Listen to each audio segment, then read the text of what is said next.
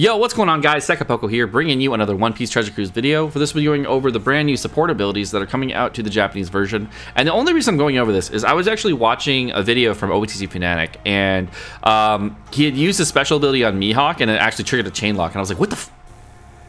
So they actually introduced some new, actual good support abilities into the game. So I'm really serious on considering looking into them and figuring them out. So guys, without further ado, let's go and jump right into it.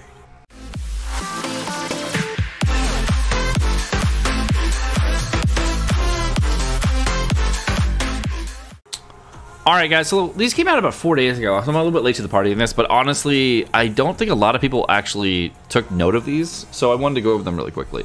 So first off, the new Mihawk is going to be just a normal 4 to 9% all stats for all slasher characters. New Zoro is the real big ringer, which is really interesting. For both Mihawk and Perona, Zoro is going to have once per adventure, lock the chain multiplier at 2 times, and then at level... not level 3, but I believe level 2, it's going to be a 2.5 times chain lock. I would have it from Solaris on the database is that it is level 2, but I'll have to double check. But the fact that you get a 2.5 times chain lock after using a special ability is a huge thing, because that adds a whole new layer to the game. This is the first really, really good sailor ability that I like in the game, that is, not sailor, support ability, that is for damage, and I really like that. So I'm hoping that they come out with better support abilities like this, but only for like usable characters that we already have, and not for like these random support characters that we pull on support banners, because no one wants to pull on the support banners. But increasing the support level of characters because you have dupes of those characters, etc., that is kind of a viable thing. So I'm definitely liking how they're doing these ones, and I'm hoping they continue the mode. Next one up, of course, is going to be version 2 Fujitora, who's only going to be available for slashers, which is really good either way. But once per adventure, when the supported character's special ability is activated, deals damage or inflicts an HP cut. The first is for level 1 through 2 is going to randomize support characters orb. Level 3 and 4 are going to change supported characters orb from badly matching orb into matching. And then finally, the last one is going to change slasher characters badly matching orbs into matching. So, interesting special on V2 for Fujitora, because now on any character in the entire game that you're going to be using for a slasher character for a whole slasher team, you can actually use version 2 Fujitora support and get the same effect as the special if they have badly matching orbs, which is a huge thing, and I'm very much liking that. Getting orb manipulate on a full board for your slasher characters is huge. That's huge. And I got it from Artie. Solaris got it wrong. That is actually level 3 at 2.5, not level 2, apparently. So hopefully that's the case. But if you guys want to fact check that, go ahead. The next is going to be the Slasher Crocodile. He's going to be for, I think this is for Int Crocodile that boosts strikers, and it happens to be Slasher. I have to double check on that. But it also might be the original Slasher Crocodile that was from Story Mode. I don't actually know. I'll have to double check. Let me see.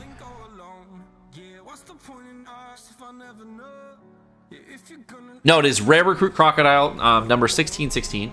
At the start of the fight on the final stage, reduce the support character's cooldown by 1 turn and special silence by 0 turns. 1 to 3 turns at levels 3 through 5. So it reduces all special silence by up to 3 turns on Robin, Bon Clay, and Dazbone. So obviously for Robin. So for any Robin character that you're going to be using, Croc is an amazing support because it actually gives you -3 silence turns. Now, a lot of the Robins that you want to use already have -3 silence besides the Legend. So being able to use this on Legend Robin would be really interesting, because I believe she has a good support, good special ability, but not a good got a good set of sailor abilities. I think she has like beneficial orb enable, and then I think damage or something like that, or recovery for cerebral. So we'll have to see. For Lucci, any of the CP9 characters are going to work for the Dex Lucci. Reduce damage received from quick characters by 1 to 5%, and then add 4 to 13% attack to the supported character. So for any of the CP9 characters, which may see a resurgence at some point, we don't know, but there's not a lot of good CP9 characters from my knowledge besides Lucci. Blue no Kappa. I don't think we have had any in a while, but I might want to try that out on what's his name, Dex Kaku, for some interesting teams. But otherwise, this is not super useful, but definitely good for CP9 if they do get a new resurgence. Kairos for only Rebecca. Once per adventure, when the supported character's special is activated, increase the attack support character from 1.2 to all the way up to 2 times. That's not very good. Limited rare Tashigi. This is interesting. So this is for Smoker or Zoro. Once per adventure, when you are inflicted with an attack down debuff from the enemy, recover 2 turns of attack down and convert strength orbs and quick orbs into matching. Interesting.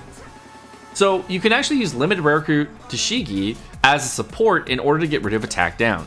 So that's also a really, really nice one. I don't know how that's going to scale from levels 1 through 5. They didn't actually put it in, so I'll have to double check on that. They probably just don't have the info because not a lot of people that are doing this had limited rare Tashigi, so we'll have to check. For OG Rare Recruit Shanks, it's for Ben Beckman, Lucky Roo, and Yasop, so not very useful. There is one good Ben Beckman in the game, and he got power crept really early. He's going to reduce damage taken from int characters by 5% and add 5% to all stats to all the supported characters, which is a huge support ability.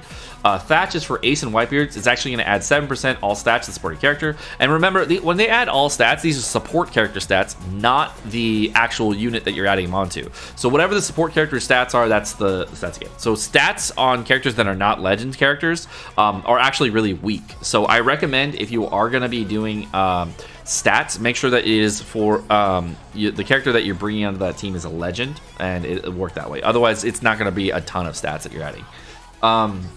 Doma for Slasher is going to add 9% attack, so if you do have a lot of attack on your Doma, that would be huge. I don't think anybody does. But I do like that they're adding these like offbeat characters like Thatch and Doma into the mix, because we don't really use these types of characters, and the fact that we can actually have a lot of them in our box on like random pulls and like not actually want to use them, this is actually kind of a needed thing, so I do like that as well. For Whitey Bay, once per adventure, when the supported character activates a special, return 2 turns of Bind and Despair on the captains. So really interesting on that one as well. Being able to return 2 turns of Bind and Despair on any slasher character in the entire game on Whitey Bay, that is also a really good sailor ability. So now they're stepping up their game on sailor abilities. The first couple batches of sailor abilities really didn't have that many good things. There was Int Vonkov that removed poison on Luffy, which is really good, but there haven't been like a ton of like, oh my freaking god, sailor abilities, and now they're coming out with a lot of good ones, so I'm happy about that. Maynard is going to add 11% attack to Fujitora only, which is pretty good. I mean, 11% attack is a huge stat increase, but for Fujitora only, I mean, I don't know if we're going to be using V2 Fuji as a captain anymore, but we'll see. Raid Zoro is going to have, at the start of the final stage, increased color affinity by 1.3 for 1 turn, so giving you a free color affinity boost, so that's nice. I don't know if I'm going to be using that one that much, so Raid Zoro not super great, but you know, it's free to play, so it's easy to get. Then Colosseum is going to have Cavernous, once for adventure, when the supported character activates their special, increase damage versus delayed enemies by 1.3 times.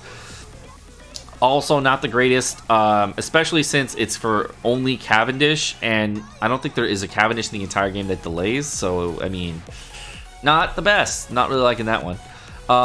For Kalo Kinemon, it's going to be for Kanjuro, Momo, or Raizo. At the start of the stage, reduce supported characters special by 2 turns, and that's all I got. So at the start of the final stage, reduce supported characters special by 2 turns. So being able to get an extra little bit of cooldown on your Kanjuro, Momo, or Raizo, that's cool. I mean, I might use that on Raizo for some shooter teams if I really need it, but probably not. But otherwise, the main draw is, of course, the Legend Zoro 6+ or Legend Zoro, depending on what you want to do. Giving the 2.5 times chain lock is a huge thing. And the other thing that we got here, of course, well, Mihawk getting 9% stats is huge as well, because he has a massive HP pool, and he has a huge amount of attack. So, you know, almost 2k attack and over 4,000 HP. That is a very good one as well. Of course, the draw, of course, Zoro, and then the other one, V2 Fujitora. So they're definitely stepping up their game on these legend support abilities. I do like that. And then limited rare Tashigi is also pretty good. So for limited rare recruits and legends that are having good support abilities, that's really great. It's actually giving me a reason to farm content that you would get the support stuff. So honestly, beforehand, we really didn't have any reason to farm that, but now we do. So I'm very happy about that, and hopefully it continues in the future. All Alright guys, my name's Sekapoko. Thank you so much for watching. Hope you guys enjoyed this video. It's really interesting how supports are kind of taking a shift, and hopefully it'll be a little bit better. Hope you guys enjoyed the video. Again, if you did, of course, like and subscribe. And of course, you guys have a great rest of your day. Peace.